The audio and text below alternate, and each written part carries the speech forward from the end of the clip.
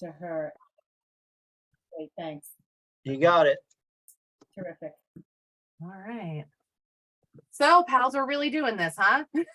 We're really doing this. I'm very excited. Yes. Excellent. I'm excited too. I thought we could spend this time doing a bit of planning and structuring. So we've been in conversation probably well over a year at this point, and the landscape, I think, has changed a couple different times. I want to be faithful to what was in the grant application, but I also want to hear from you all as the people who are doing the work, a little bit about what the goals are, which we can then develop into learning outcomes. A little bit about what you envision this looking like and sort of the time frame as it unfold, and then we can spitball around what the sessions might look like, because I think we've talked about a couple different approaches and I have a general idea, but would love to know where things stand at the moment, what you're hoping participants will get out of this. And so I guess what of substance has taken place since the last time we talked on in the lovely sunshine many months ago? Well, I got censured and sent to anger management. I think it's a sign you're doing things right, but that's just me. Hey, I'm having a great time with it. It's all right. Fair enough. And actually, I'll just tell you about last night because this is actually the most exciting thing. I think. Okay. There was well, Ellen, why don't you talk about it? Because yeah. Okay, I'll give it a shot. Yep. Let me start at the end and back up. Last night, the city council voted 5-2 to sell or to enter into negotiations on the sale of the historic building downtown to a business that right now is a very popular, very oil-based business in East Montpelier called Fox Market. They serve food. They have a cafe. They have beer and wine, cocktails. But it's a very comfortable, homey place whose mission is to build community, and especially queer, inclusive community. Okay. And so it is an incredible place. I have been there, and it has such a loyal following that when they put in their bid for the Wheelock House, people showed up in droves, not just to the meeting last night where we had 100 people on Zoom and 60 in the room. Wow. Yeah, and there were young people, and there were people of all kinds of gender presentation and orientation. And and my part of my comment, which is in Digger, no, it wasn't in, yeah, it is in Digger, that I've never seen this many young people at a city council meeting before. But anyway, it was a really interesting thing because they put in a bid, but the people who have been occupying that space is the Berry Partnership. This is the downtown, not development, but the downtown organization, kind of the designated downtown organization that is tasked with, putting on events and doing things to help local business and stuff. And they've been occupying that whole building with basically a desk and a chair and a phone, maybe a little more than that, but not really utilizing the space. And they've not been paying rent. They've been paying electricity only, and they're largely funded by the city, not I think only, but so people in the city wanted the Berry Partnership to have that space. And when this incredibly inclusive business that generates a ton of energy and will generate revenue and could pay the full asking price came along, there's been like a real tension about it. Mm-hmm. And so, and it was really interesting, the stuff that comes up in the arguments for the people who want the partnership to stay there. There's a lot of nativism, a lot of this is ours. We don't give it to anyone outside the community. We've been here forever. We can't, that kind of, it just brought up so many issues that are near and dear to what we're here working on. Mm-hmm. And a lot of us, myself included, of course, felt strongly that I mean, I can see that I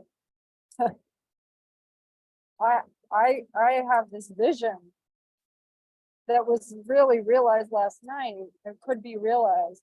That Berry really revitalize, really be a vibrant, inclusive community with these spots for lots of different people to gather.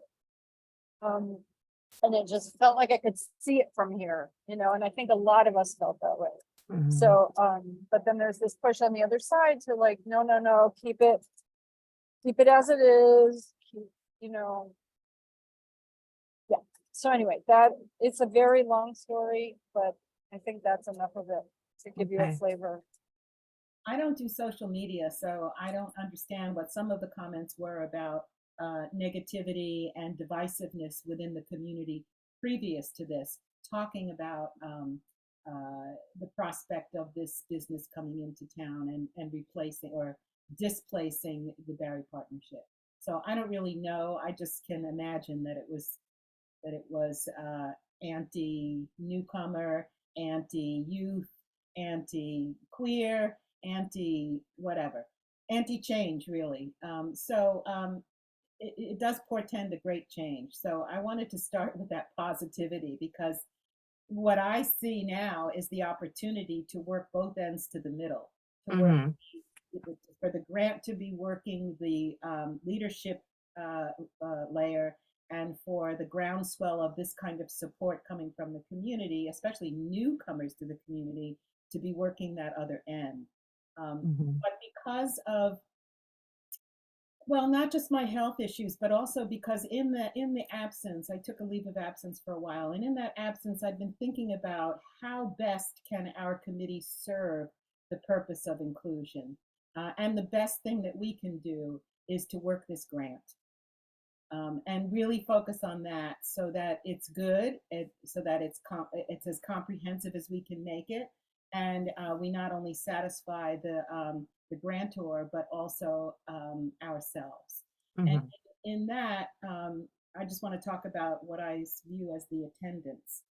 Yes. To me, the best way to do this is to not just go and have just the police at one talking circle and just the city council at another, but to mix it up so that we have maybe a couple of folks from the police department and a couple of council members and leaders from other committees, of people who are working on other committees, volunteers. And also, Rick, you can speak to your vision of who in municipal employ could participate. Yeah, I mean, I definitely want to get the city leadership team involved. You know, from the city manager, assistant city manager down. I think it's important because where we're going to get a lot of pushback is our lower level staff. And so I think our upper management needs to have a clear understanding of where the city's trying to go. Mhm. I've been face down in writing the 15th revision of our personnel handbook. And hopefully this time I can get it approved. There's a lot of information in there about EEOC and inclusion and ADA and things that we've never really touched on from the management and the leadership side of the city. So Mhm. I think it's important that I get leadership involved and get them to come out to the meetings, and I think mixing in with people from the police department, people from the council, people from the public, committee chairs, I think that's all good. Rick, when you talk about hopefully you can get it approved this time, are there sticking points or is it just bureaucracy? Past leadership, Okay, got it. new leadership, very much is waiting for it. I came here 10 years ago and the city has never had a personnel handbook. So we've never had personnel policies. We've never had, anything to govern us other than us just doing what we believe is right. And so this is hopefully going to be approved and in place by July 1 is our goal. Okay, great. And that would be, I mean, this touches on many aspects, but it goes deep into things that, people here probably have never thought about, like breastfeeding spot for an employee. things like that, domestic violence against an employee. How are we going to handle that? There's just been no talk of it. And so part of what I'm building in are our policies are how we're going to handle it and what we're going to do to move us forward. So these That's are things that traditionally have not been discussed. Rick, I have a question. Yeah, Do any of the CBAs cover those kinds of things? Because I know there's personnel handbooks in union workplaces that are policy, but there's also the CBAs that cover a lot of those things. Do they touch it? great question. No. They deal more with the benefits.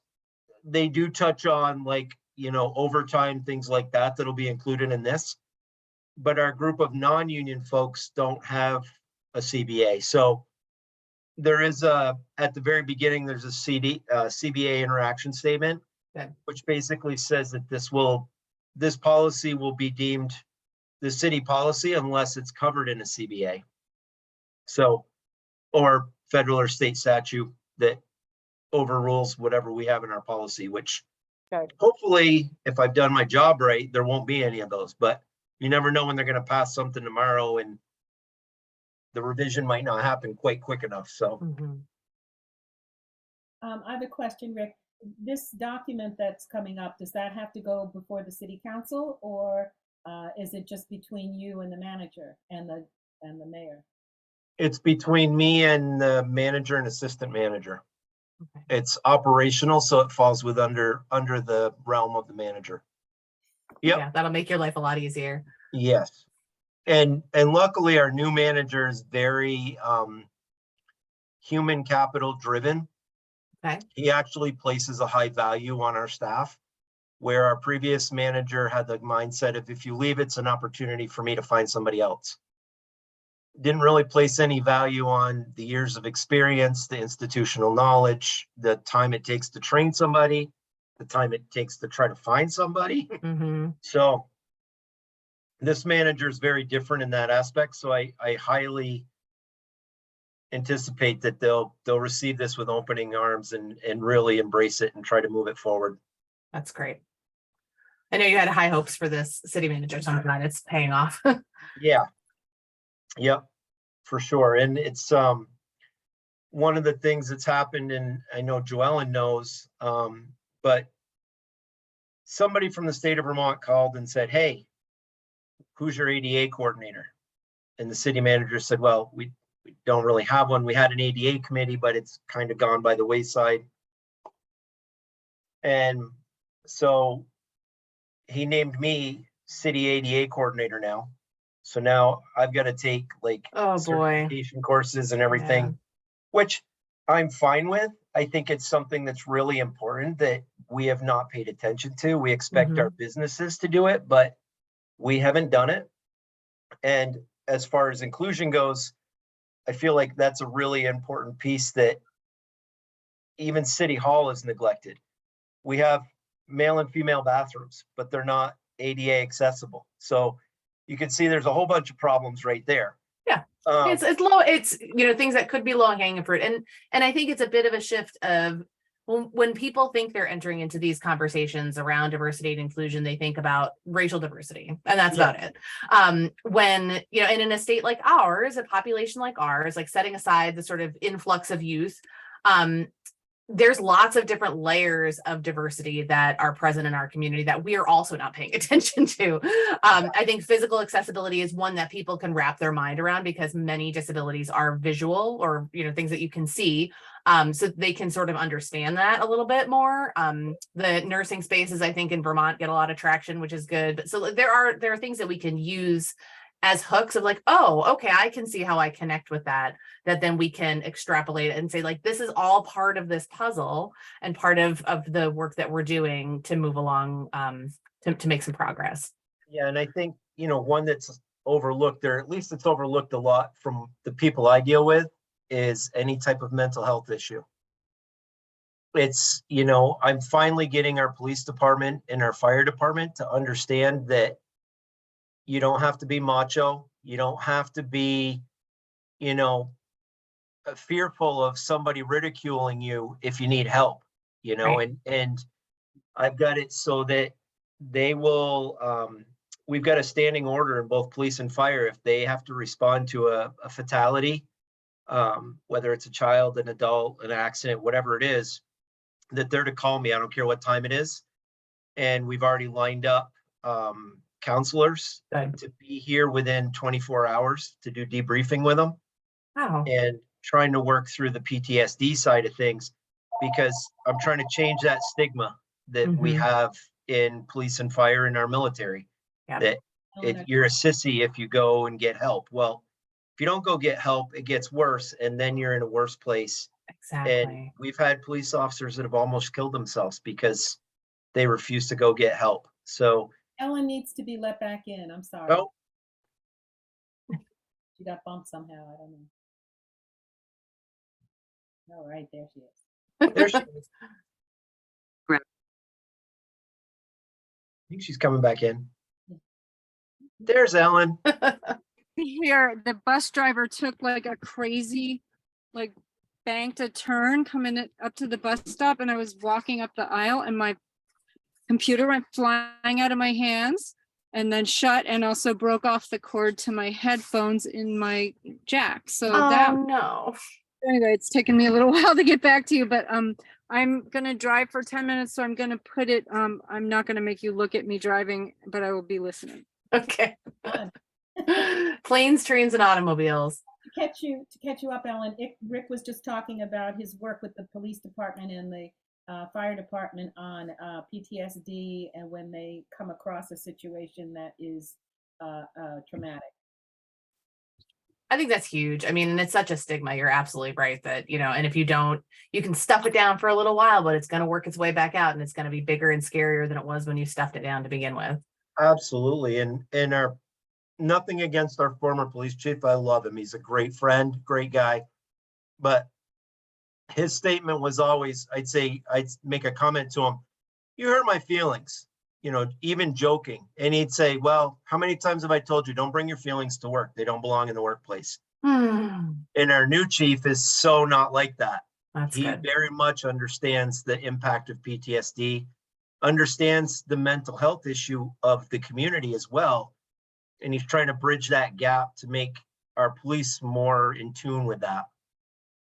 And just That's- a side note for you, not only is Rick now the ADA coordinator, they have taken the committee that got disbanded, well, not disbanded, they all left, and put it into our committee. So now we are also the ADA committee.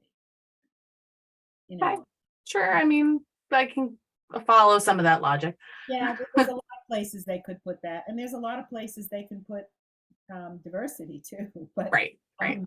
so I'm just accepting it. I'm not going to argue it anymore. At You know, first- the really interesting argument, not argument, but comment I made to the manager was when he was talking about moving the ADA committee into the diversity and equity committee. I said to him, technically the diversity and equity committee and the ADA committee should be in every committee, because whether it's a civic center, whether it's recreation, whether it's whatever it is, diversity and equity and ADA touch them all.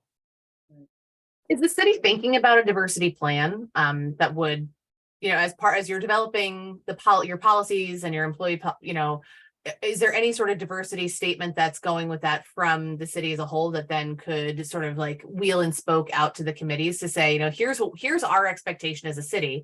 If you're doing work on behalf of the city, here's the piece that we expect to be present in your committee. I can take some of that. What they did and what they think, I think, until hopefully this conversation we have in our talking circles, is that, okay, we've made this committee, now they're going to do everything. Yeah. And we came up with some stuff, but it's not embedded into their plan. There's no plan from the city coming to us or to the community. And they've been somewhat reluctant to kind of pay attention to what we have been saying. Is that? I mean, I think that gives us an opportunity too, because sometimes with these conversations, these discussions, people are like, okay, so I did my required diversity training and now I don't have to think about it again.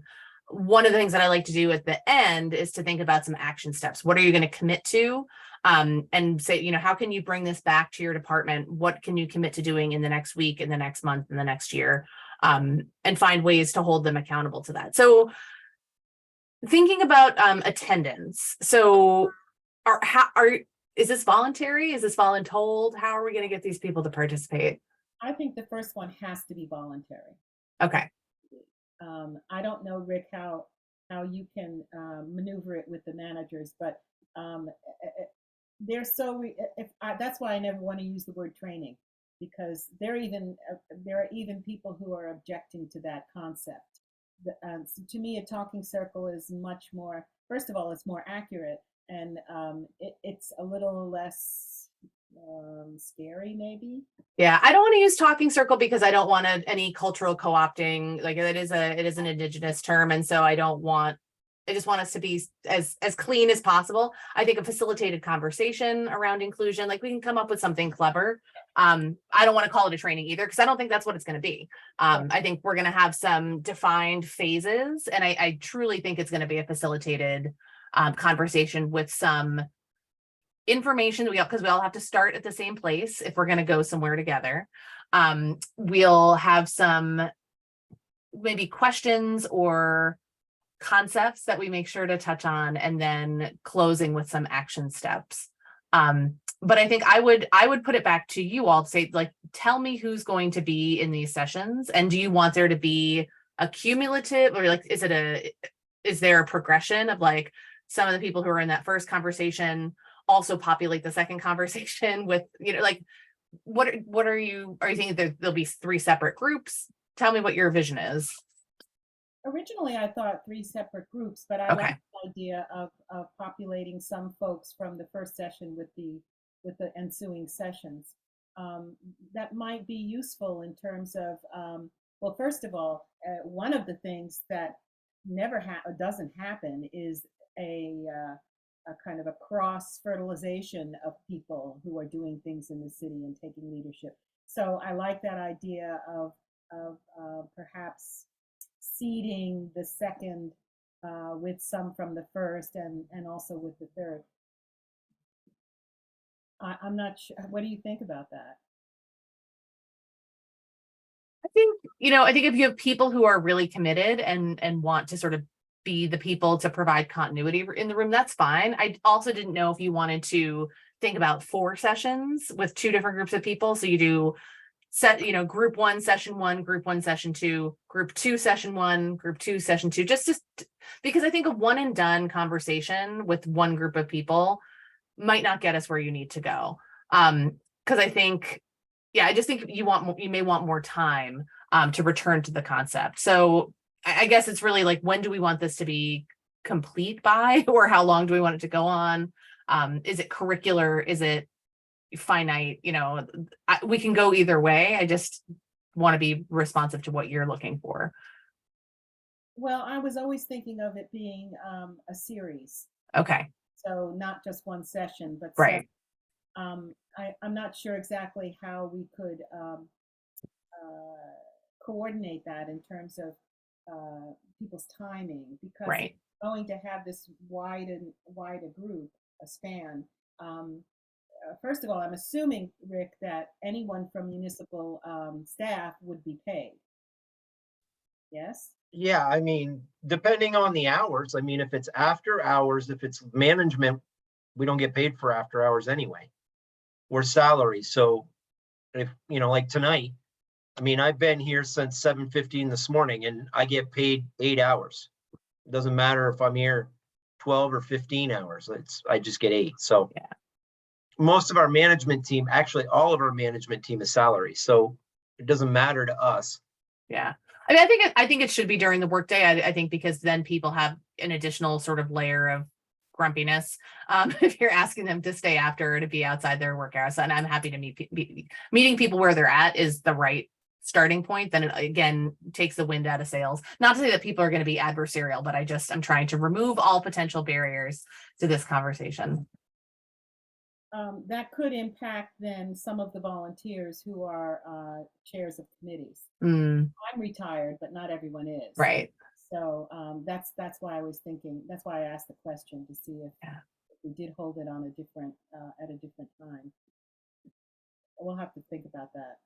Can I back up a second? And I might have missed some things. Can y'all hear me all right? Mhm. Yes. Great. Now I'm forgetting what I was gonna say. Oh. So I'm thinking about this, and maybe you said this already, but I'm thinking about this model where you first work with the people who are already, they've already got their, they've already dipped their toe in, they're already committed to some, there's some level of literacy about inclusion, about exclusion. And then that sort of radiates out, as opposed to like sitting with people. And that also could help us get our feet on the ground if we're working with people in the beginning. The first few people who sit together are already part of the way there. Mhm. And then they sort of fan out into the other layers with us. So that there's a variety of experience and buy-in, and you're not working with the people who are resistant right away.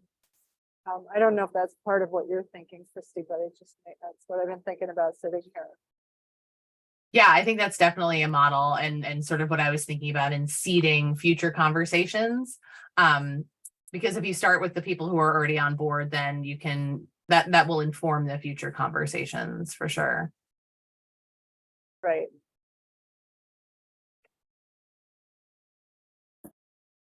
So I think one of the things that I would mention, and I don't know how it plays, and it's, I was very impressed by a training. I think Rick came to it too. Oh, sorry. Am I frozen or something? Yeah. Nope, we've got you. Oh, she's muted. Ellen? I think she's on a little delay, I wonder. oh, maybe, What's that? It got all broken up. there you So are. you have me? Yes. Yes. Yeah. I'll wait till a few minutes. I'll get to a better spot. Rick, do you want to continue? I was just gonna say that, I like what Ellen was saying, because I think just from what I see, people don't have any idea what we're talking about. I mean, and as sad as it is, it's reality. Mhm. The people don't understand what we mean. I mean, like you were saying earlier, Christy, we were talking about it, and it's like most people think it's race. They don't have any understanding of that it's so much more than that. It's so much bigger than that. And if it's race or it's sexual orientation, that's all they relate it to. They don't relate it to anything beyond the general news broadcast that they see. And so I think that's the part that has to be included, is kind of what are we talking about? Because I think that's the part that most people don't have any comprehension of. They don't understand how diverse it really is. What is this that we're talking about, and why should I care? Right. That's the core of bringing anybody into the fold. It's like, I can't just say that you need to understand this because it's important. Right. Why is it important to me? I don't care. Right. And I think that's the big thing, especially with some of our staff, is they just, it's either race or it's sexual orientation. That's all they know. And they're like, why is this important to me? I'm not dealing with it. Yeah. Vermont doesn't have a racial problem because we don't have anybody other than Caucasian white people. Well, that's not the case. Right. And, that's just the old school mentality that we deal with all the time. And I think getting them to understand that it's more than just sexual orientation and race. Right. It goes back to male and female and gender equality. And I mean, there's so much to it, but I don't think the average person grasps that when we talk about diversity and equity. Right. And I think there's the privilege of being able to opt out of understanding it too, and recognizing that's like, well, I'm a white man, I'm a white straight man, so why should I care? Right. and you know what I try to do in some sessions where people are open to it, and it takes a little bit of getting there, is when you push the learning edges. That's my jam. Is getting people to connect with it personally and to talk about, wow, I do have an identity that resonates, or I have somebody close to me with an identity that resonates, and to be able to talk about that rather than just saying like, I'm just going to opt out from this conversation because it doesn't directly impact me. It has an impact on all of us. And so how do we, making that connection for the people who aren't swimming in this pond is going to be, I think, the meat of it. Yeah, I definitely agree. I mean, I actually had one of my employees, I was talking about the D&E committee meeting that was coming up or something. And he said, what's it matter? And I said, well, you know, there's so much to it. You know, I'm not sure what you want to talk about. You know, he just didn't understand it. And I said, you know, you've got that privilege because you're a white Caucasian male, probably a Republican. And he goes, yeah, but isn't that also diversity? I mean, how can you say that to me if I can't say something? I'm like, oh God, this is just going nowhere. I'm just going to stop. But he's right. It is diversity, but it's not inclusion. Right. and that's the thing. I think that there's, you know, I have identities, and why are we having the White Pride Day? And you're like, oh, so many reasons. But it's that Right. the privilege that is the missed connection. Yeah, exactly. Ellen, are you back with us? Yeah. I'm gonna head into my house in a second, but I just wanted to jump in here and say, yeah, like all of this that we're saying, you know, we have one city council member who, if you bring up anything about these conversations, in fact, in discussion of our grant proposal, he said, you know, I'm going to vote against this because I'm not going to sit in any room where somebody's going to call me a racist. That's it. Right. So like, and I was about to say earlier that Joellen and I think Rick went to the real training that's done out of, it's racial equality. I always forget the other two letters. It's from the National League of Cities. It was excellent. They gave us the overview of the training, like a capsule version. And it was phenomenal. Like I don't believe in trainings anymore. Like I don't think that, and I've seen the data, they're not effective, especially if they're about your personal feelings and whether you're an oppressor or not. But this training grounded us from the get-go into the question was, what are some of the ideals of this country that, you know, this country was, you know, the United States of America, not this continent, but, you know, when the colonizers came, what were some of the ideals? And, you know, and then they go through all the ideals of equality and opportunity and all these things. And then they say, and how what is the reality? And that was such an incredible grounding, because it wasn't like, you're bad, you're oppressing people, you're a victim, no, I'm a victim. You know, it wasn't any of that. It was history. But it was more than history, because it was about ideals, which is common ground, right? We all want there to be opportunity. We all want there to be such a thing as an American dream, which, you know, the data doesn't hold that up at all. But so it takes it away from the personal and grounds it. And, you know, this is where we have to be smart and savvy. And I'm sure you have many tools for this, but this is where people start shouting about critical race theory, right? When you start saying, no, this is all baked into the system that we're in. And now, and most of it is policy. It's grounded in policy. It's not grounded in your feelings, grounded in policy. Look it, we're a municipality. We operate in policy. We can actually do something. Isn't that amazing? Right? So, and that's where I would like to keep these conversations there, to that really incredible not pressure point, that powerful point that we have to interact with this. Because here we are in a municipality. We can do wonderful things to make it more inclusive and welcoming and open. And, you know, and you know, back to this Fox Market conversation, one of the people who was a detractor and against Fox Market talked about it that Fox Market, everybody says it's an inclusive place. Well, they won't include me, somebody said, you know, a white cis man, whoever. And I had to, you know, I unpacked that in my own head and I thought, yeah, they will. Unless you spew hatred for the people who are, for all of us who are welcome there, that's not welcome. And in this town, people cannot tell the difference.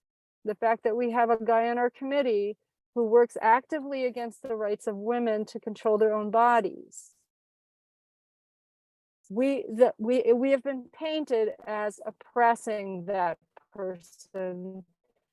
He is the victim. And I also heard one of these people say the other day, oh, they talk about inclusion, ha ha ha, but everybody on their committee has to agree with them. What kind of inclusion is that? Talking about our committee.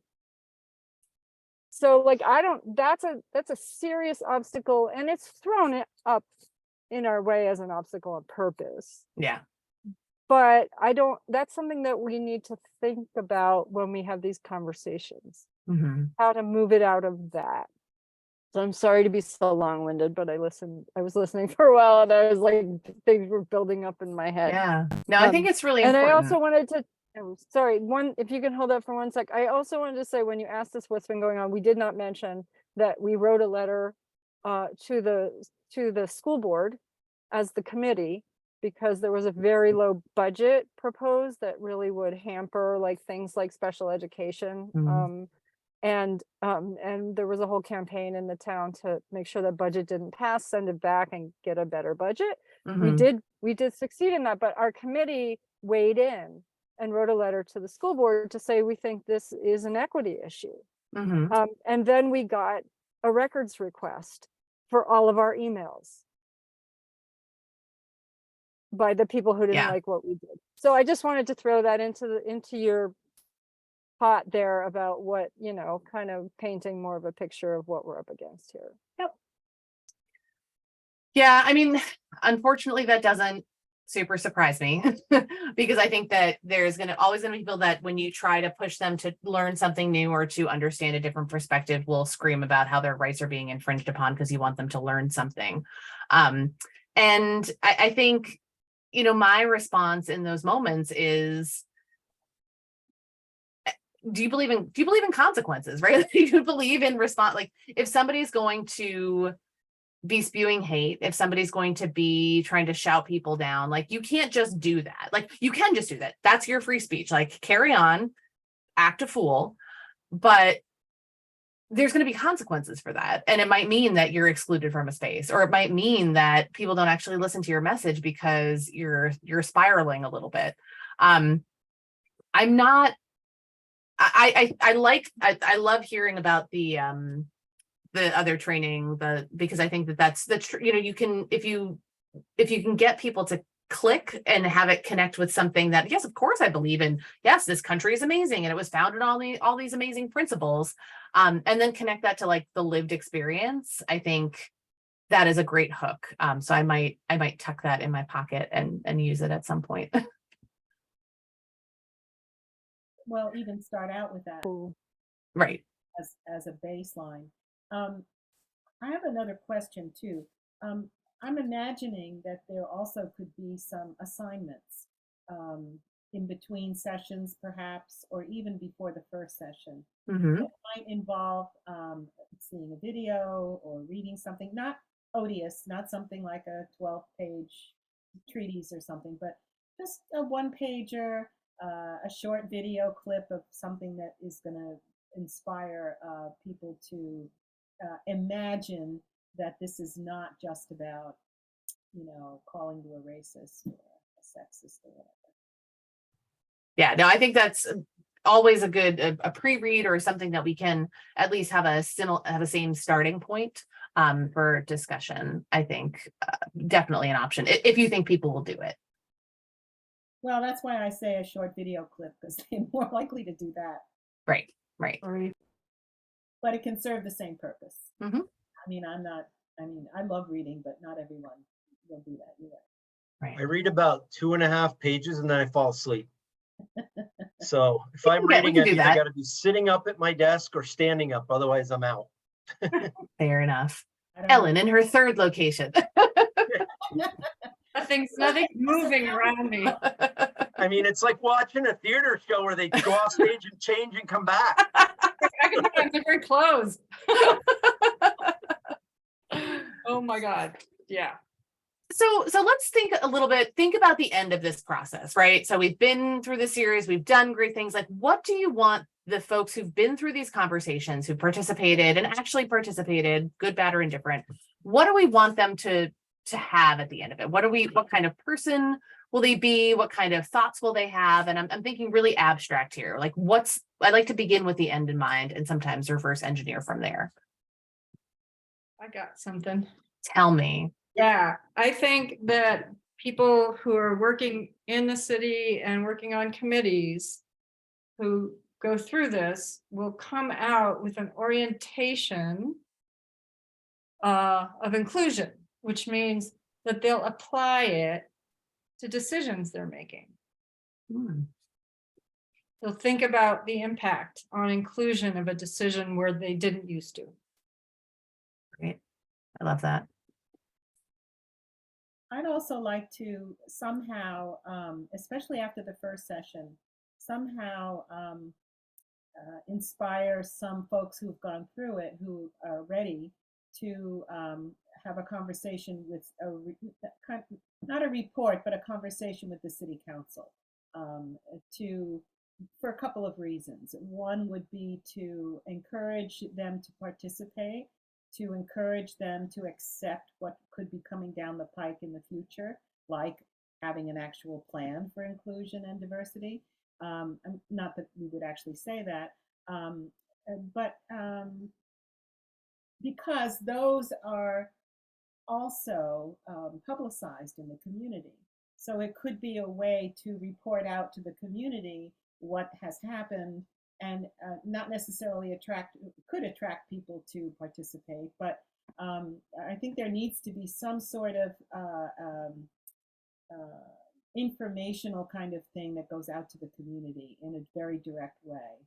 Not that everyone comes to city council meetings, but at least the city council would, because one of the things that they get their underwear in a wad about is that we don't come to them, that they don't know what we're doing. First, they don't tell us what to do, and then they say, we don't know what you're doing. Or when we tell them what we're doing, they don't like it. So there needs to be some kind of component, and I think it should come from participants, people who have participated, people they know, somehow communicate to a wider audience that hasn't participated, including the city council. Is there any chance we'll get the city council to participate in these conversations? Yes, not Okay. all. Some of them. Yes. Okay.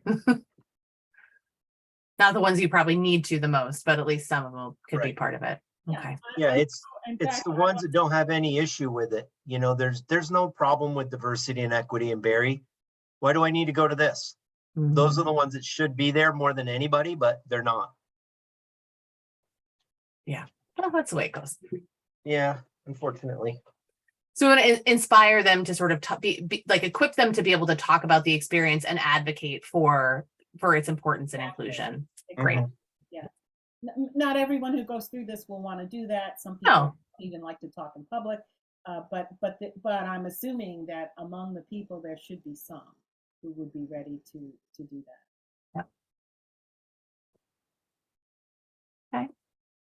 So here's a question I have, probably more for Ellen and Joellen.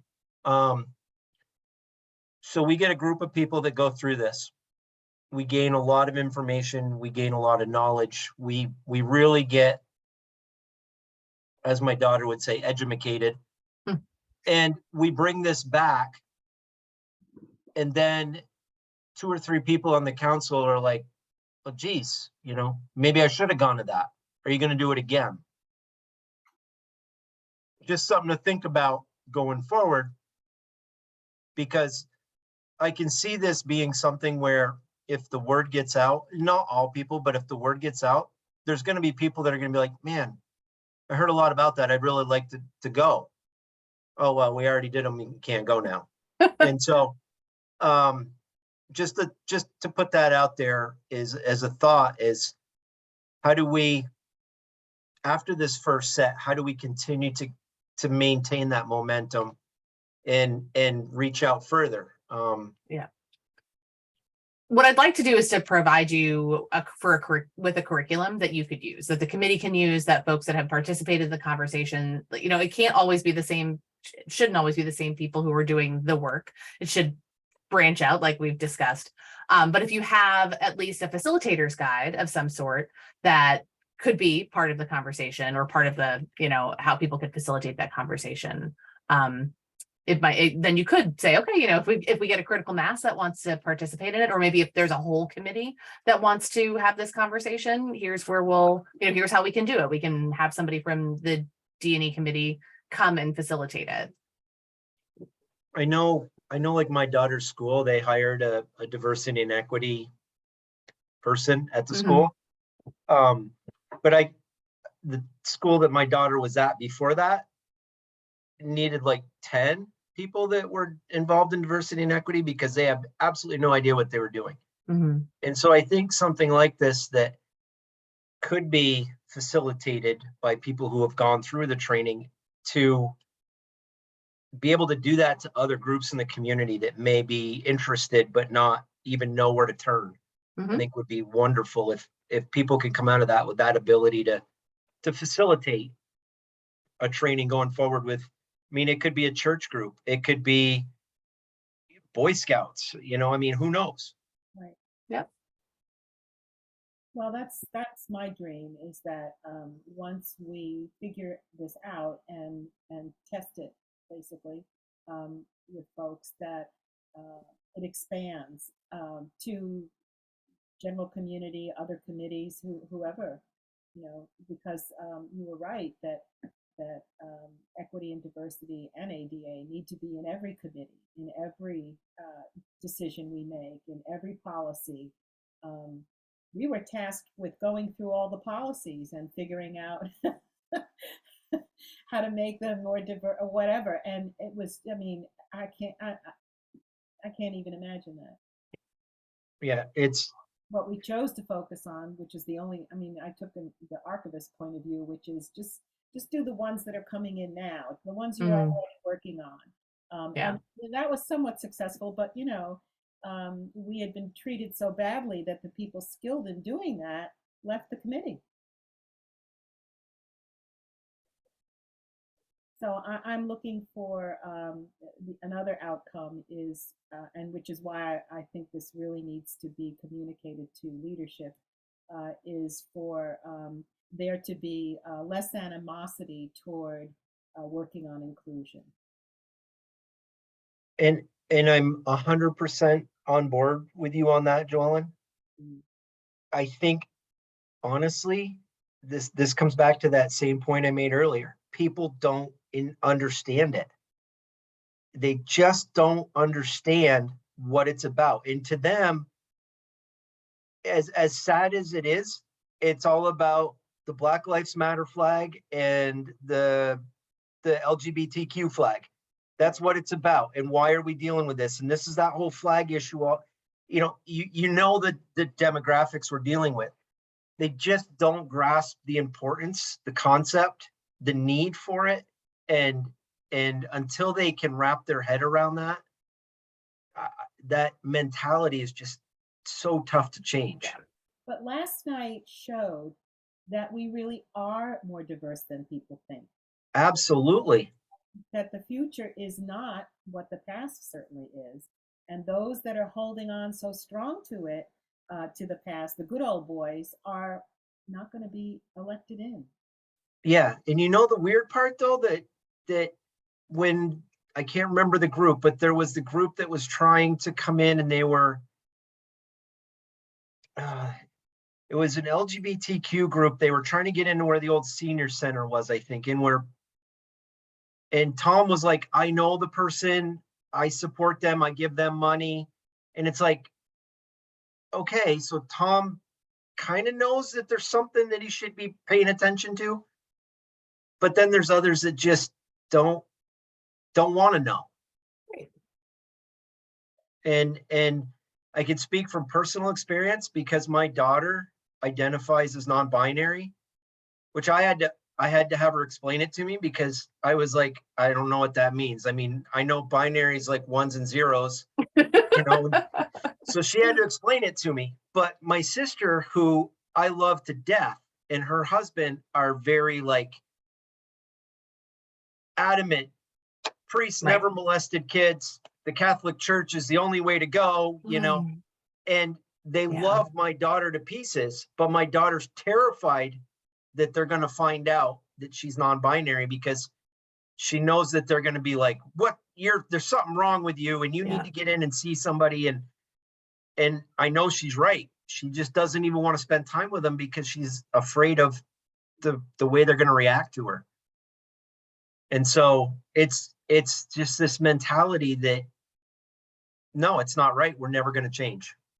Yeah. And unfortunately, we have some of that Cro-Magnon mentality on our council. Yeah. And I want to echo Joellen because there is that mentality. These people are getting older. There are people moving into this city that are in their 30s and 40s.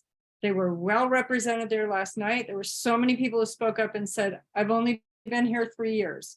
I've only been here 2 years. I've only been here 3 months. Just moved in, right. It was amazing. And that is the wave of the future here. And these folks Yeah. are gonna have to get out of the way or get with the program, really. And Right. they know that, and that's where their vitriol and their terror is coming from. That's right. We have to tread lightly in that because that is terrifying to them, right? Like the fact that white people are not going to be the majority is terrifying to some people. And we know that's the reality. For some of these folks, facts don't matter. But it's, we can't just like, 20 years ago when I started leading diversity sessions, I would say everybody here is racist. And that starts which is true, right? Like, but that starts everybody in a place where they're like, whoa, what? So we have to be careful to talk about the reality of, and I loved hearing about last night's meeting because I think that does set the stage of like, just look around this room. Look at the people who were in this room, or, imagine this room, imagine who's there. It's different. And that's scary. That's overwhelming. Whenever think about, at work, your department is getting reorganized. Here's the new org chart. What's the first thing that you look for when you're handed that org chart? Where's my box? Well, where's my box? Does my box still exist? Yeah. Where am I? So that's the very first thing that you look for. Then you look for your boss, I think. But humans are always going to look out for themselves, even though we exist in a society and we're interdependent on a society. And I think particularly in Vermont, because we have this crazy mentality of like, we're a part of a community, but we're all, we're here for ourselves. It's independent minded. I think that's New Hampshire leaching over onto us. But that, so I think there's a balance to be struck, and particularly it'll be easier to do, I think, when we're talking to the leaders, to the city leaders, to the folks who are already sort of on board, who recognize that they have a role to play in supporting a changing city. But we also have to recognize that is absolutely terrifying for some people, and they need to understand what it means to exist in that society. This all comes from fear.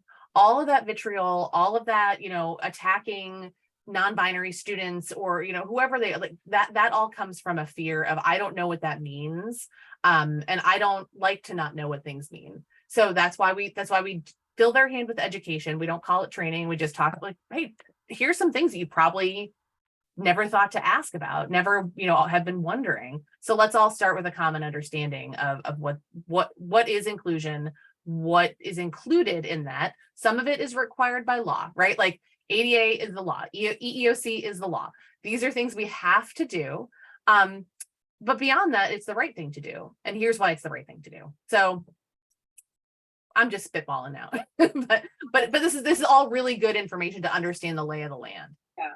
Is there any value? And I feel mixed about this because I've been in these kinds of trainings. Is there any value to get people to think together about ways they've felt included and ways they've felt excluded? Yep. Because we all have it. and everyone's terrified of being excluded, and we think we're being excluded in all these ways because that's our experience. That's my personal experience, right? And so either somebody feels that and is empathetic toward other people who are being excluded for different reasons, Mhm. or they can only see themselves and want it for themselves, and are not empathetic. Yep. Is there value in those conversations, or does it get, because I think you could go from the feeling, the experience of being excluded for some innate quality. This is the other problem. So William Toberg on our committee thinks that he is discriminated against because he's a Republican and because he's Catholic. So when he came on our committee, he said those were the things he cared about. Mhm. Does and equates that with a person's experience because of the color of their skin, the experience they're having, or because of whatever their Yeah, nationality. the inherent versus chosen. Exactly, but can we go from, can we move people to empathy, starting with just imagine a time that you felt excluded. Write down the feelings. What did that feel like? What were the circumstances? As detailed as you can. Now imagine a time, remember a time when you felt included and what that felt like. Mhm. And that could maybe go hand in hand with like the history piece of like, there's the kind of exclusion that happens in our daily lives when our friends are mean to us and those kinds of things. And then there's the kind that's baked into a system, generational wealth. That's the case. When I read The Color of Law by Richard Rothstein, my mind was blown, because he makes this incredible case that Black people in this country were systematically excluded from the things that generated generational wealth. Yep. And they're generations behind and can never catch up. And you can blame people for being lazy, and you can blame welfare, and you can do all those things, but that's not what it is. Right. Or you could look at redlining, and that's your answer to everything. That is part of the strategy, the Yeah. policy strategy. That there's a few of them that he does really well in that book. And so I always, when I read that book, I felt so hopeful, because I was like, if people could read this, even the people who like don't get racism and feel like they're defensive, if they read this and like really looked at it like analytically and went, oh my God, now I see how that worked. It's not about me and whether I'm a racist and a bad person, but Mhm. can we do something about that? So I don't know, a bunch of thoughts. I don't know how you feel about exercises, but I was trained in Foxfire, which is a way of education that really uses the students more than the teacher. And there are different kinds of exercises, like writing those, asking essential questions, and then various different ways to get that information out from everybody. Mhm. Some people find it really hokey, but I find it pretty useful in a lot of cases. So maybe something like that could be write the times, the ways that you felt included on a sticky note, and then put it up so that everyone can, and then analyze what people have put up. Oh, So yeah. that analysis is more external than internal. Yeah, I think, me talking to a group of people is not the way to go here. That we have to find ways for them to connect with the empathy and the feelings and the experience without browbeating like this. You need to understand systemic racism. That's not going to get us anywhere. So yeah, I completely agree. I always like to do some personal reflections, really exactly what you were describing, Ellen, like describe a time when you felt included, describe a time when you felt excluded, talking about their own identities, the identities that can change, the identities that can that don't change. And trying to place that in like, we all have identities. It's not like anybody is special, but they're just different. And how do we include or exclude? How long are you expecting these sessions to go? I cannot imagine it taking. My thinking would be a 2-hour session, and then I think I've scheduled 4 sessions, right? Mhm. A 2-hour session with a break in between. Yep. So that people can do whatever, and hospitality so that people can get drinks and. Yep, that's what I was thinking too. Because we could, in an ideal world, we put everybody in a room for a day and we do various sessions, but that's not going to be the right approach for this group of folks. Does electric shock therapy apply in that situation too? Yes, we lock the doors. We make sure that we desensitize them in every way. So I think that 4 sessions with different people or some of the same, like I'm just the activities and the content, I think, can be informed by who's in the room and whether it's progressive or if it's sort of really standalone sessions on their own. We talked about it as a series, but there's no way for us to guarantee we'll get the same people to come back. Like hopefully they'll want to. Well, I was thinking, I think I wrote the grant as each group going through has 4 sessions. So it would actually be Oh, okay. 8 hours a group, essentially. And Okay. some people could roll over into the second session. Okay. I believe that's, I No, that's it. up again. Sounds right. Yeah. Okay. Well, with 8 hours cumulative with a group, we can do a whole lot. Right. That was the idea. Yeah. And close enough in proximity that we don't forget, but far enough away that people get a chance to process. Right. I mean, not like 4 days in a row. No. Yeah. Definitely not. Okay. I remember when we met in the fall or the summer, whenever it was, we talked about doing a session on the history of Barre. I don't have that expertise. Does somebody have that and is able to present that as part of one of these sessions? One of the ways that I've done this in the past, I'm a local historian, was to create a timeline of Barre history, which I've already begun. Mhm. And then we can look at this timeline and discuss it in a kind of less academic way, in a way. Right. So, and it's visual too, so that the timeline the timelines I've worked on before have been for a project that I've done in the past that was an anti-racism summer program for youth. And that one was more generic. It had to do with the history of the whole country so that we could draw in all these other issues.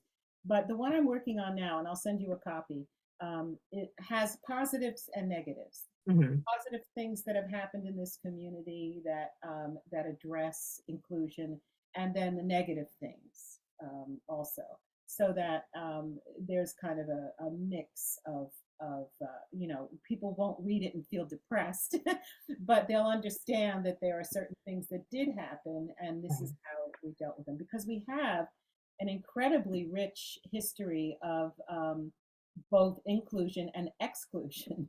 So, for example, a lot of immigrants came to the city to work the granite industry. When when the Anglos were here, they took charge of everything.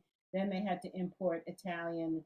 They didn't speak to each other at all. The Italians went into their own enclave and started their own, a political process even, and a mayor and a council.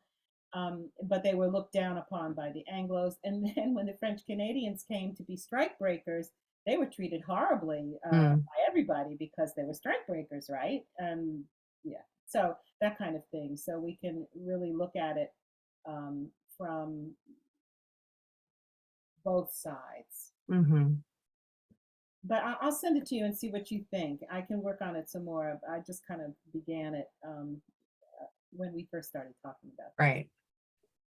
I think it's great. Again, like bringing it home. We can talk about systemic racism in America, or we can talk about the ways that Barre has been actively involved and or complicit in the inclusion and exclusion of different identity groups. And some of that is just part of who we are. It's the history of America.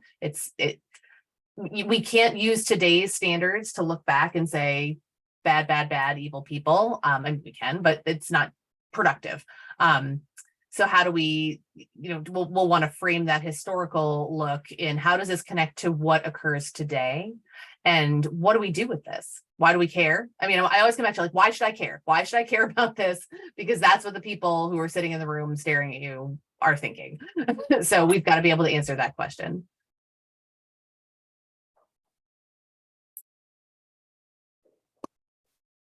I'll send it out to all of you so you can take a look at it. Excellent. It's incomplete, and it might be too, I don't think it's too long, but it's incomplete currently because I haven't been able to get to the library to do the research I need to do, but I will. Okay. Yeah, we can figure it out. I can help you with online sources, Joellen, if you need.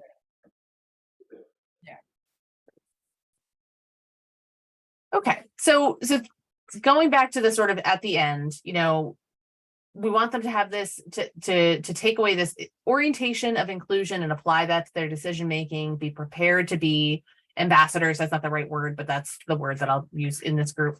And then sort of build less animosity, have less animosity towards those doing the work. I think that's empathy building. That's what I would see as the connection there. Any other outcomes that you're hoping for? And they can be lofty, and then we can bring them back down to earth. Well, the other thing I'm hoping for is for this process to expand out. We did talk about that already, but that's definitely into other layers of the community, like holding a series of sessions at Fox Market, like that's open to the public, but not, it would probably have to be in a different format because it might attract a lot of people, but we can think about that. And there's some way to present to the community in a comfortable way. Yeah. I think when we're thinking about who to have in this group, we should think about this as an honor, right? Like, I think this should be an invitation, like you have been selected because of your interest, because of your passion, because of your role, and really find a way to make this a positive thing, because we're going to herald this as a marquee program, a marquee series that is going to, I don't want to say, fundamentally change the way the city operates, but it's intended to change our perspective. And I think so some of the ways, when you start thinking about who are the people that you want to be in this room and where do you want to cap it numbers wise, how can you tap into opinion leaders in particular groups, folks that are respected, even if they're not going to, if they're not fully on board with the content, that they're the person that people will listen to. You're going to want to tap those folks, and then we'll figure out together how to craft that you have been selected invitation and make it exciting for them. Yeah. We probably shouldn't say you've been selected because of your ignorance, right? Listen, I send out annually at training to all 6,000 employees in my community to say, hey, it's time for your annual sexual harassment training. And every year people are like, why did you choose me for this? And I was like, what's your name again? I'm going to make a note about why you're so paranoid about this. Yeah. Because, people do feel that way. You've been selected because of your interest and your excitement. Because you're a leader in the community. People love that. Exactly. And so I think, and we're going to ready us for the future. Yeah. Have a little kickoff situation. I mean, I think there's a way to generate excitement around this so that people don't think it's a punishment and they don't think that it's go to diversity and inclusion training. I agree. So I think what I'd like to start doing is to, with all this information, build out a really rough sketch of what the 4 sessions would look like. Thinking about learning outcomes for all of them. I think for you all to think about who are the people that should be in the room. I would say, how big are you thinking? Because I have an idea, but I don't want to say it. Well, I was thinking that up to 12. Yeah, I would say 12 to 15 would be the max. Yeah. But because I don't want to cap it. If you really think there's important people to have in that first session as opinion leaders, but you don't want to have it smaller than 9 or 10, because then people will stare awkwardly, and I can stare awkwardly all day. That's fine by me. But I think 12 to 15 is a good crew. Agree. Yeah. And then time frame for when you want this to happen. I really don't think we can do all of this in a short term. And here's the thing. It took us so long to get this together. Yeah. The dates have all changed, but I know the funder really well. And it's also the Vermont League of Cities and Towns. And if we have to roll over beyond our deadline, not a problem. Okay. And also, the other thing I was thinking is, if we have not monetized well enough the project, then we could just kind of dump the last session, and we'll just write another grant to continue on. I'm thinking the last session should be the remedial session for all the people that didn't get it in the first 2 or 3. I'm gonna need the following people to stay after class Yeah, for exactly. a little extra help, because I mean, that's my thought. listen, and I also need you to hear from me that, like, stones and daggers, like, that's not something that I'm unfamiliar with. Like, if you're gonna put hostile people in a room, or there are going to be hostile people, like, I'm gonna handle that. They're gonna leave the room still feeling heard, but they're also there's gonna be stuff in there that gets stuck. So, like, I know there's been a lot of grouchiness and vitriol and all sorts of stuff. Like, we're gonna work through it.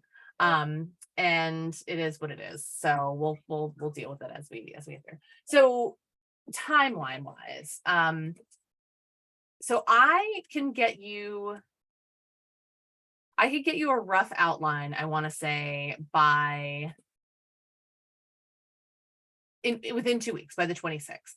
And we can start working on, and it'll be sort of vague. I might have some activities in there. Like, I'd like to think in terms of modules. And so I'm a visual person. Obviously, that's my hands everywhere. I'll want to map it out a little bit on my desk and just see what we can do. So I can get that to you all by the 26th. And then maybe we can meet again after that to discuss it, or we can just do it via email. Oh, I also wanted to, so you, Joellen, you've had my Dartmouth email. If we can switch to my Gmail, because if this is going to start to be paid work, I can't have it on my Dartmouth. It's exactly the same. It's just christy.l.clemens@gmail.com. Okay, good to know. And something I think we didn't talk about is our committee. Our committee needs to do this. Could be a test group. Yeah, something. We need to start there, because first of all, our committee has a person on it who doesn't agree with the objectives of the committee. Yeah, that's fun. Yeah, I don't know that that's going to change, but we also we're not the original committee anymore who drafted the definitions and drafted the charge and did all that stuff to really define what it is we're doing here. And so if we don't have that core really solid, and let me put it in the positive, if we do have that core really solid, we can fan out and be helping facilitate things, if not facilitating them. So let's populate up to 15 then, because we're 6 as it is. I don't know what that looks like yet, but I just wanted to drop that here. Well, no, I think that's a great point, especially things if the ground has shifted.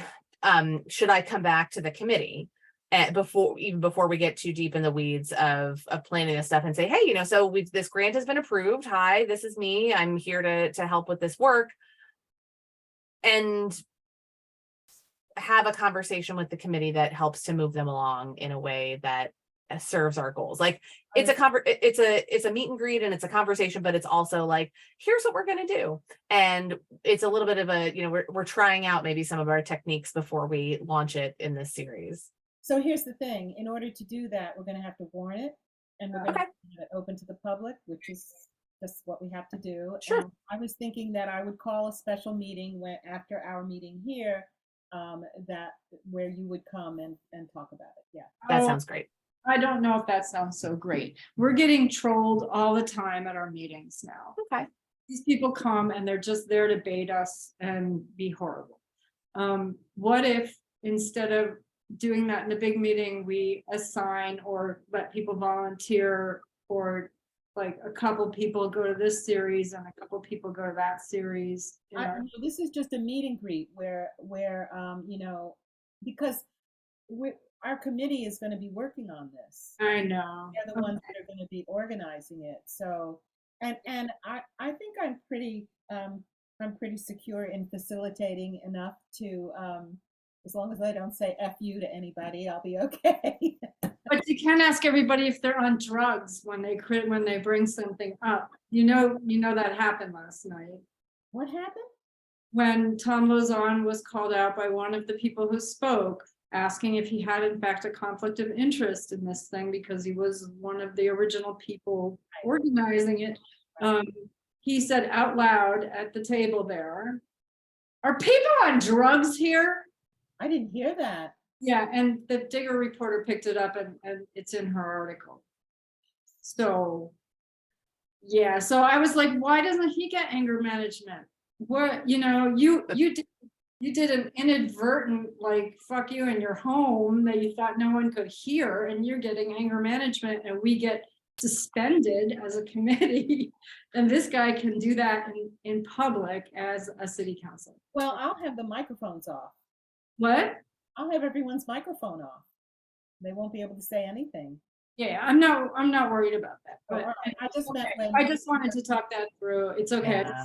I also want Christy to know that that's the situation, that we are like a lightning rod now. It's like diversity and equity, like. Oh, how scary. It's remarkable to me, the things that people will spend their time coming to harass people trying to do good work to improve their town. Like, it just blows my mind, truly, really and truly. And this comes back to what you said though, Christy. It comes back to fear. Yeah. It's fear of change. I mean, it happened with the end of slavery. I mean, it's the fear of change. People are scared. They don't know. They don't understand it. They don't know what to do with it. So I'm going to be against it because if I don't know what I'm doing, I'm not Mhm. interested. Yeah. And that's what a lot of this is. If I'm being told something I don't already know, I'm gonna batten down the hatches. Yeah, Yeah, because you're wrong. and there's good solid theory on learning about that, actually. Right? There's John Holt, there's Paulo Freire. There are people who've understood that when someone says to you in not in those words, I know something that you don't know, and I'm gonna teach you. That feels shitty. That Yeah. feels like you immediately go, oh my God, they're telling me I'm stupid. Like, I've got to defend now. Yeah. And so if they don't understand systemic racism, they're hearing these words, and there's, not to say, I'm not being Pollyanna-ish here, there's an agenda out there. Oh, for sure. Oh, yeah. It's manipulating that fear. Sure.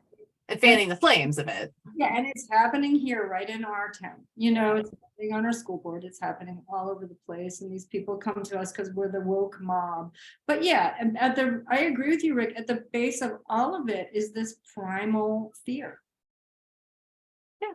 And that's human. That's it. It's a shared human experience. We are afraid of things that feel threatening to us. That's how we survive as a species. But you can't learn in that environment. That's right. But I think it's a fear of just not knowing something. And I don't want to seem dumb. So if I just say that I'm against it, then I don't have to learn about it. I don't have to know about it. And I don't look dumb. I'll just join the crowd that says that it's dumb. Right. Well, Yeah. yeah, but Sorry, go ahead. no, go ahead. Well, it strikes me that ought to be integrated in whatever we do in these conversations. Mm-hmm. Like, we're all in different places in this room. We hope that this is a place for learning. In order for learning to happen, there has to be a degree of comfort and respect, and not knowing things is okay. You have Right? to have an open mind. Well, it's more than that. It's the fear. Challenge challenging for people. Well, I think there's an expectation of decorum. Like I think that that you have to set the scene, set the table, that like we're all here. You normalize that people are feeling uncomfortable in this space. Like there's all sorts of things, and we might, I've done sometimes like I want you to write down the feeling that you've been invited to come to this. You don't know me, I don't know you. Write down how you're feeling anonymously. We're going to put it in a bin. We're going to pass around people, and we're going to read it, right? Like we're going to read what people say, just so we air it. Like I'm a loud person who wants to put things out in the air. Talk about it, and normalize that. That's how people are feeling. Nobody is excited for change. Nobody's excited to feel like they don't know what they don't know. I like to start with what's your best wish for this, and then what's your worst fear. That gets right at whatever people are feeling. But so let me talk about the next meeting then. So Yes. I think after you send us the information on the 26th, why don't I call a special meeting on the 4th of May for a discussion with our committee? 4th of May, that's a Thursday. Because I know Thursdays are the days that people have already chosen. Or we could do the 11th if that's better. No, that's fine. Thursdays, yeah, I can make the 4th work. And we'll warn it and et cetera, et cetera. Yeah. Now, Rick, I know you're gonna have, is that okay with you? Because you're gonna have to be the person in public. We don't have to do that anymore. Yeah, we do. Now we do, right? They changed it, didn't they? Yeah, I think they extended it that you don't have to do it anymore, but I'd still do it anyway. I don't have a problem doing it. What is it that you have to do? So during COVID, we were allowed to do full Zoom. We didn't have to have a person, because we're supposed to meet in public, Right. Meeting. So I thought the last word was that we had to have, we don't? Okay. The legislature changed that, and Yeah, we they didn't have extended, till like July or something. I can't remember what it Yeah. was. but I mean, just out of respect for some of the comments I've heard from some people, I'd rather be in person. All right. And that takes away their argument of, oh yeah, so diverse. If I don't have Zoom, I can't attend your meeting. No, you can. We're right here in council chambers. Come sit down. Right. Well, actually, you can't use council chambers, right? You have to use the police department. I can use whatever I want. Right. That's a whole. There's a wonderful example of having an inclusion mindset to send people on committees who volunteer for committees in Berry City to the police fire department to have meetings. Right. Why can't you meet in They're trying to like put us in other places I don't remember why, but at the very first meeting of one of the committees, my friend went in and got absolutely grilled by the cop there. What are you doing here? Why are you like, and he was like, if I were Black, holy shit, that would have been a traumatic experience. Like we should not be sending our committee members into, what if somebody's got a warrant? What if somebody's got all sorts of things go on in people's lives? So the initial reason behind it was that one of our committees was supposed to meet in council chambers, but they didn't have a staff liaison. So when they got here, the building was locked up. Yeah. And the police was open 24. So that was Steve's idea, was to do it down there because they're open anyway. But I completely agree with you, Ellen. I mean, if I was a person of color, I'd probably be hesitant. I mean, I know our police department, I know our folks, Sure. and I know that the ones that I know of, I don't think they would act any differently between me or somebody of color. But That's not the point. if you're a person of color, walking into a PD is still a scary thing. I don't care if everybody in there is welcoming you with open arms. Yeah, when you think about Black kids getting the talk when they're like 4 and 5 years old from their parents about what to do if you're met by a police officer, Right. Yeah, you're not gonna have the same feeling as somebody who looks like me walking into the police department. right. This is something that is a fundamental, like it is a blind spot for most people in this city. They would, Totally. what are you, crazy? What is wrong with you? Do you hate the police? If I bring that up, so that's a good example of actually something that we could, Yeah. Another one is the partnership on their window on the weekend and on their window on Main Street in the Wheelux. Happy Easter. Yeah, Like, it's Ramadan, it's Passover, and this is not a Christian country. So what's that?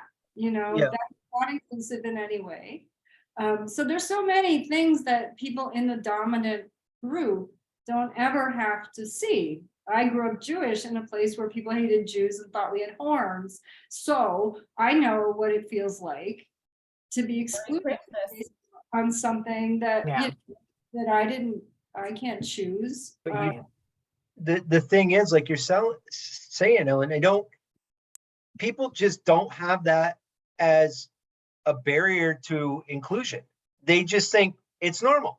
It's Easter. It's Easter. It's Easter. It's always been Easter for me. Well, and that's fine. It's always been Easter for you. It's always been Columbus Day, but it's not anymore. It's Indigenous Peoples Day. So change, adapt. It's not a big deal. You still get the day off. Quit your complaining. No one's know- telling you not to celebrate Easter. We're just saying that can you entertain the idea that somebody might celebrate a different holiday at the same time? Like, that's all. It's not pie. It's not how this works. And just, if you want to put up Happy Easter, fine. Put up Happy Ramadan. Put up all these others with it so that it's inclusive. That's what libraries do. You Yeah. Right? to public libraries. They That's have right. an ethic about this, That's like why we're banning books. more information, all the information. Make it all- Exactly. I'm just trying to get you all on my team because I'm really pushing for Cinco de Mayo off, but I'm finding out it's not a real holiday. It's just a Unfortunately. day. I mean, it's Before I forget, my kid is trans and transitioned in the last couple of years. So if you ever need to talk, I appreciate it because she was at the school she was at, she was like the sore thumb. Everybody just focused on her for everything. I mean, I was constantly down there. I actually told the principal that I was getting so sick and tired of talking to her that I was going to go to the Board of Education on the superintendent because I said, nothing's being done. You're not doing any type of inclusion or diversity training. This school is horrible. I understand it's a redneck community. It's backwoods. Everybody's got their Trump flags up. I get it. But at the same time, bullying is not acceptable. And she's being bullied on a daily. She'd get off the bus and cry every day. And now she's at a school that like just embraces LGBTQ. And Right. I'm trying to find a house in that area because I'm moving out of the house I'm in. And there are no houses. So I'm like calling people I know saying, do you have a garage I can rent? I'll sleep in the garage with my kid. I don't care. I want to keep her in that Aw. school. yeah. what town, just in case we know people? I live in Topsom, so I'm trying to keep her in Thetford Academy. Oh, yeah. Yeah, no, And, Thetford is really hard to, I mean, that's down by me. Yeah, The Upper Valley is You have a bereft. garage? Well, I mean, I would also, Hartford School District, which is where we're at, which is the next 2 districts down. Right. Yeah. So I'm so impressed with the work that we do in a large district in a town where we've got a bunch of difficult people as well. My son is in 4th grade. The principal in our elementary school is amazing. And our district is actually hiring a diversity inclusion coordinator. I'm on the search committee. So there's things that happening down in different pockets Yeah. that it's getting there. Thetford is amazing though. Outright summer program. They have a summer camp. A really wonderful summer camp, Outright Vermont. where? Oh yeah. Send Yeah. it to them. Oh, that's great. My kid did that years ago. Outright Camp was like wonderful. Well, My daughter is of Outright. so excited about doing it, but she's got such bad anxiety that she's like, I don't dare. They all do.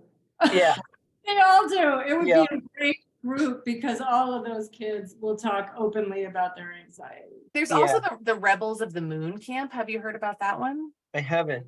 So Google it. It's pretty cool. It's for older kids. So like my kid's not ready, but I was looking on a text group that I'm on with some women down here who have recommended it wholeheartedly. I'll have to check it out. I'm just happy to be an ear for you if you want. It's been a journey for me, even though I seem so enlightened sometimes. This was really fucking hard. Yeah, I'll tell anybody that this was hard for me. it's really hard because you feel like there's nothing you can do, no matter how hard you fight for your kid. You Well, don't get anywhere. That was not my struggle. My struggle, because my kid was older, was Yeah. was like, oh, here's a thing I didn't know that I would Here's a bias I held that just showed up. Who knew? Yeah. okay, got to work with this one. So I had to be real patient with myself. It's like the way I deal with my internalized racism. It's Yeah. like, there it is. Oh, listen, look at that thought that just cropped up. That's interesting. That's absurd. But there it is. It's part of me. I got it from the air that I breathe. And it doesn't make me a bad person, but how I engage with it is what matters. Right. And the same thing with gender issues and stuff is like, yeah, I got stuff to work on and I love my kid and I'll get somewhere with this. I remember, so my parents were really old when they had me. My mom was 44 when she had me. So they say I wasn't a mistake, but you don't wait 18 years after your third daughter to have a kid. I'm sorry. And so they had me really late. And I remember we had like 3 channels. We lived in Barrie. We lived right up off Beckley Hill. And we had like 3 channels. And I remember every time the news would come on and there was a carjacking or a bank robbery or a store robbery or something, my mom or my dad, one of them would say, bet it was a black guy. And it's like, so I grew up with that. And then I went in the Navy and I saw like this whole other side, because there was 2 other black kids in high school when I was in Spalding. And when I got in the Navy, I saw a whole other side. And I met some guys they're still great friends. I mean, one kid he was so smart. Like he could sit down and read like Nietzsche and I didn't even know what that was, And I'm like, how did you get so smart? And, it was just that mentality that I had going in that, well, you can't be that smart. You're not a white guy. How could you be that? And it was like, wow, it really opened my eyes to so many things. And this community is still so close-minded. And it's not as bad as where I live, because there is some diversity here and there's some people that understand, like you guys. But where I live it's just brutal. Wow.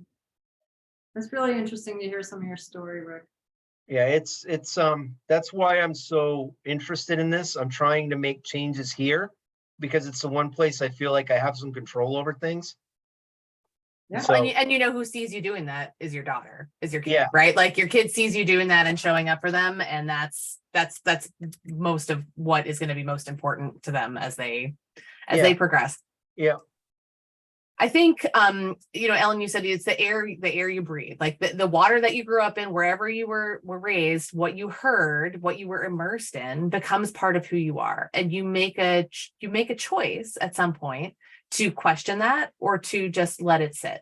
And for some people, it's being able to leave that environment and be like, what do you mean? This is how the rest of the world is. And this is how other people are. When you have communities that are insular like ours can be, and they never have that opportunity to experience difference, why would they have a reason to change? And so I think there's lots of metaphors we could draw from that.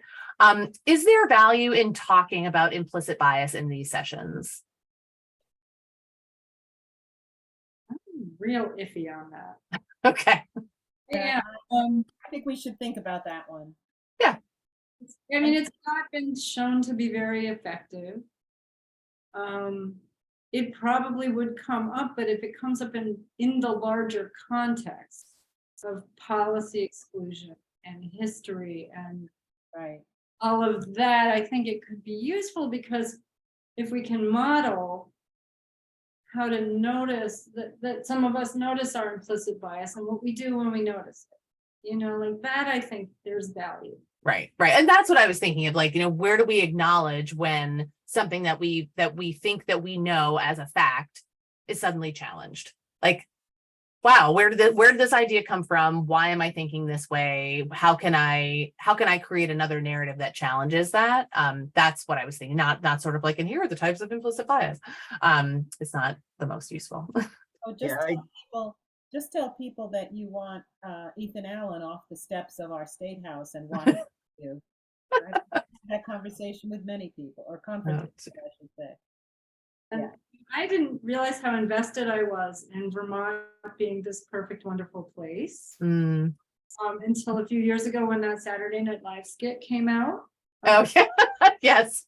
And if you don't know it, look it up. But it just paints Vermont as this really closed, white people get to do whatever they want here place. And I was so offended. And then I went to a panel with all these Black women, and they showed it at the beginning, and they were laughing. And they were like, "This is it, man." And I'm like, "Oh, wait, this is my ideal place. And we don't have any, and I was like, wow. So look at that. I really didn't see how Black people were experiencing this state. Yeah. And now I do. And after that, I decided, like, anybody I know who's Black, I'm going to friend on Facebook. And then I'm going to friend their friends if they'll let me. And I'm going to listen. Mm. And hear those experiences. I don't have anything to say. I'm listening so that I cannot be in this little echo chamber that I'm in. And it worked a lot. It helped me a lot, and I know now can let go of that idealized Vermont, because every time you do that, you're signaling to people that their experience doesn't matter. That's right. Right. It's amazing. I've had, gone through the city manager search, gone through the police chief search, fire chief search. I've got people that are sending me resumes from all over the country. And so before I send any resume off, I basically redact anything that's an identifier. So if it's a female name or a male name, if it's definitely like, an Indian name, or something that would identify either a gender or a race or anything, I redact out. Mm-hmm. But one of the things I do is I do a preliminary interview with somebody that's applying from out of the state, because I'm curious what they know about the state. And I always say to them, it's not what you see on the Hallmark Channel, because that's every Hallmark movie, I swear, is based in Vermont. Yeah, And we whether it's all own a Christmas tree farm. And the snow's falling and it's so beautiful. They don't show you shoveling your driveway and a plow truck driving by 5 minutes later. And 25 below zero and your car won't start with a flat tire, and they don't show that stuff. And so I always ask them, what do they know? And it's amazing how many people say, oh, it's beautiful. It's beautiful. All I know is it's beautiful. I've seen pictures. And it's like, it is beautiful, but there's a lot of issues here that you're not aware of. But I have had some people that said, I want to move there because Vermont is so accepting of people of LGBTQ or of race. And I said, some of Vermont is, some of Vermont isn't. And I said, it's not much different than probably where you are. I said, except it's getting more publicity because we're kind of at the forefront. We were the first one to do civil unions. And I said, it's not that much more advanced. It's just that our state tends to be more forefront with it than other states are. Take Back Vermont also started here. Yeah. Exactly. Yeah. Yeah. Washington, Vermont, no less. Yeah. But like I had one lady say to me, I'm only moving there because my daughter, if she ever wants to have an abortion, we live in Texas and she can't. Right.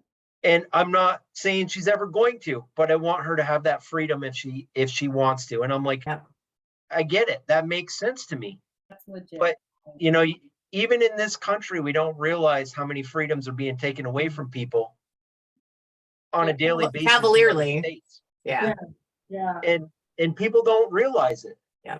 And what I say about Vermont now is, yes, it's flawed. It's some of it can be unwelcoming. We're kind of like oblivious to certain things, but it is small. Mhm. The fact that it is small means that you can get involved. I can get Mhm. involved and make change here because of the scale. Right. That's what I think is magical about Vermont now. Yeah, I agree. It's really expensive to live here. Now, true. that's a whole nother wrinkle. Yeah. People, I'm feeling like we've got a good bite into this, and we don't need to stay here for 2 hours. I mean, we can, if Sure. everyone feels comfy, and good okay conversation. about the progress we've made, then we'll wait on Christy for you to send us the, well, not the whole plan, but your Yeah, a rough sketch of a scaffold. We'll call it a scaffold. and then and I will call the meeting for May. Right. Right. Yeah, this has been a great conversation. I always enjoy talking with you all. It's nice to have the moment of like, okay, what are we doing? what are the nonsense that we have that we're up against? So I appreciate it. I mean, I'm just looking up Rebels of the Moon, sorry. we've been working on this committee for like 2.5 years, and we don't get to have these conversations. Right. We're so busy like girding against things and trying to like get around the obstacles that we don't do this. That's the tactic though, right? That like tie people up in the nonsense so that you can't do the important stuff that you actually came here to do. Now we are. Yeah. So this is good. This feels great. Joellen, for getting that grant through, and Rick and whoever No else. kidding. Yeah, all of you. Thank you. Thank you too. Yeah, so the woke mob will say goodnight. All right, off to do everyone's bidding. All right. All right. Thanks, folks. Good to see you. thank you, guys. We'll talk to you soon. Sounds great. Okay, Bye. Bye. bye.